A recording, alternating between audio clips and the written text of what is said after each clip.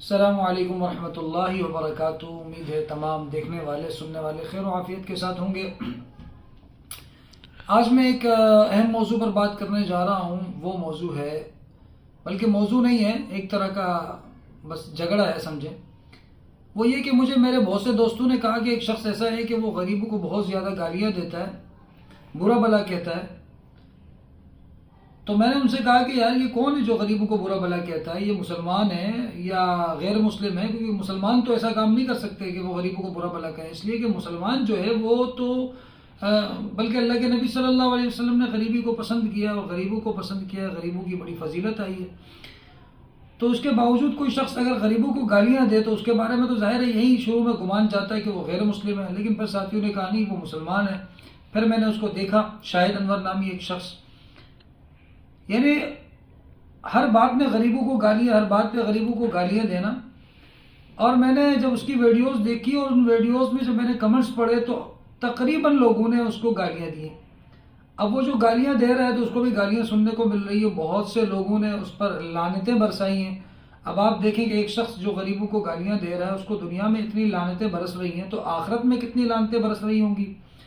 پھر مفتی طارق مسعود صاحب کی میں نے ایک ویڈیو دیکھی کہ وہ مفتی صاحب فرما رہے ہیں، اسے سمجھا رہے ہیں اس ویڈیو میں۔ مفتی صاحب کہہ رہے ہیں کہ میرا یہ پیغام کوئی اس تک پہنچا دے کہ بھائی غریبوں کو برا بھلا نہیں کہنا چاہیے، ایک نصیحت کی مفتی صاحب نے۔ لیکن اس کے جواب میں جو اس نے ویڈیو بنائی تو مفتی صاحب کو گالیاں دینے لگ گیا۔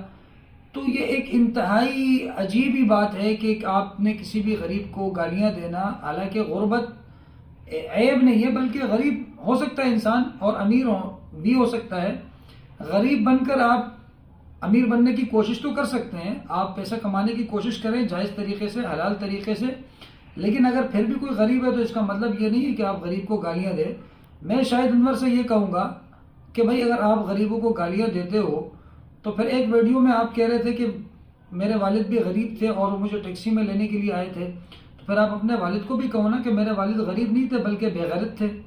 اور پھر آپ کہتے ہو کہ جو مزدور کی حیثیت جو ہے وہ کتے جیسی ہے، تو پھر آپ یہ ایک ویڈیو میں یہ بھی کہہ رہے ہو کہ میرے والد جو ہے وہ مزدور تھے، تو پھر آپ اپنے والد کو بھی کتا کہو نا کہ میرے والد مزدور نہیں تھے بلکہ کتے تھے۔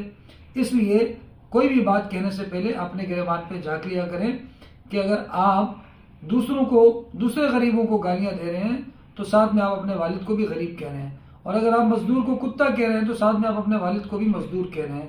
تو اس سے آپ اندازہ لگا لیں کہ آپ اپنے والد کو بھی پھر غریب کہہ رہے ہو، اور اس کا مطلب یہ ہے کہ آپ اپنے والد کو بھی بے غیرت کہہ رہے ہو، اور آپ یہ کہتے ہو کہ آپ کے والد نے مزدوری کی ہے، اس کا مطلب یہ ہے کہ آپ کے والد کی بھی وہی حیثیت ہے کتے والی۔ تو اس لیے کوئی بھی بات کرنے سے پہلے ذرا سوچ لیا کریں، سمجھ لیا کریں، اور اس طرح کی باتیں کوئی بیوقوف ہی کر سکتا ہے، کوئی نفسیاتی شخص ہی کر سکتا ہے، کوئی صحیح انسان جو صحیح عقل سالم عقل کے ساتھ ہو وہ ایسی باتیں نہیں کر سکتا۔